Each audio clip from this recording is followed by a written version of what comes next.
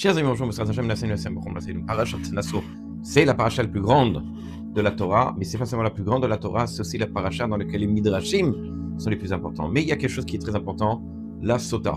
C'est quoi la sota? La sota, c'est cette femme, malheureusement, qui a fait l'adultère, qui s'est pris, est allé avec quelqu'un d'autre, et le mari l'a jalousé parce qu'il a senti qu'il y avait quelque chose, et finalement, l'histoire raconte qu'on l'a amené devant le Kohen. Et si effectivement il s'avérait qu'elle avait fait une faute, cette faute-là grave de l'adultère, elle mourrait avec cette position spéciale que donnait le Kohen au Beth Amikdash, ainsi que évidemment l'amant, celui qui est allé avec elle. Mais ce qui est intéressant de voir surtout, c'est ce que dit Rashi.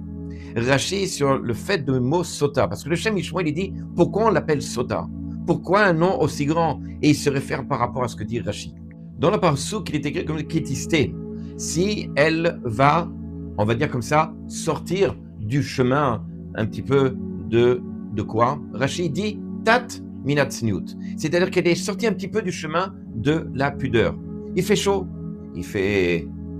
on a besoin de respirer. Et puis voilà que madame décide de retrousser un petit peu les manches. Il ne faut pas exagérer, il fait chaud, donc elle les met un peu plus haut. La jupe, un peu plus haut, un peu plus bas, enfin, ça dépend comment on voit. Et donc, à ce moment-là, effectivement, il dit, le Shem Mishmoel, c'est la raison pour laquelle on l'appelle Sota. Sat, c'est-à-dire qu'elle sort du chemin par rapport à la Tsniout. Mais il pose la question, mais pourquoi Sota? Le mot est tellement grave. En fait, c'est la femme adultère, on l'appelle par rapport à la Tsniout. Et de là, il explique par rapport à ce que dit Rashi. C'est parce que simplement, tout le problème de l'adultère a commencé par rapport à la pudeur. C'est que cette femme-là, elle a décidé à un moment donné de lâcher un petit peu, de lâcher de l'Est, de dire, bon, je me permets un petit peu. C'est ce qui a entraîné, voir shtut, il y a un esprit de shtut, taf, encore une fois, tat, cette shtut, cette bêtise-là qui est rentrée d'esprit de folie, qui est rentrée chez cette femme et qui a malheureusement fait cet adultère. Une fois, vous savez que là-bas, c'est écrit Nazir, celui qui s'interdit du vin, est juxtaposé à la sota. Pourquoi? Parce que Rashi dit, du fait que le vin va entraîner, qu'il coule, va entraîner un problème chez l'homme et faire justement cette bêtise d'adultère. Donc, on dit, l'homme, il s'interdit de vin. Mais en fait, l'histoire est comme ça. Un homme, il a voulu, il buvait beaucoup comme c'est une histoire qui est en Russie, qui buvait beaucoup de vodka et machin. Il s'est dit, je vais faire tchouva, je vais arrêter de boire du vin. Donc il s'est dit, mais je peux pas m'arrêter comme ça. Du jour au lendemain, je bois plus. Donc il s'est dit, je vais prendre sur moi une barrière pour commencer, pour éviter de boire. Et donc c'était quoi cette barrière? C'est de dire, ben là, chaque fois que je voudrais boire, je le bois en ami, avec une autre personne en face de moi. Bon.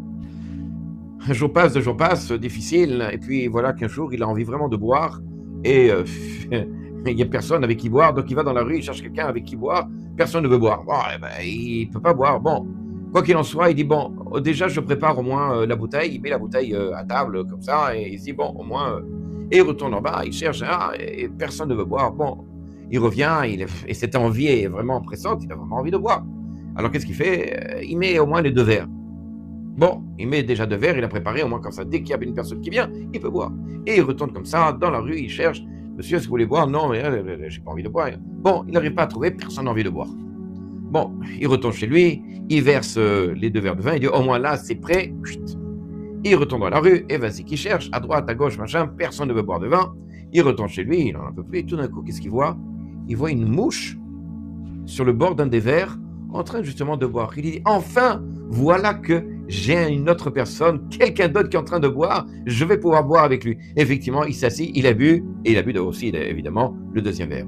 C'est cette notion-là de guéder, de barrière. Lorsqu'on lâche un petit peu la barrière, alors on risque malheureusement de tomber dans quelque chose de grave. À très bientôt.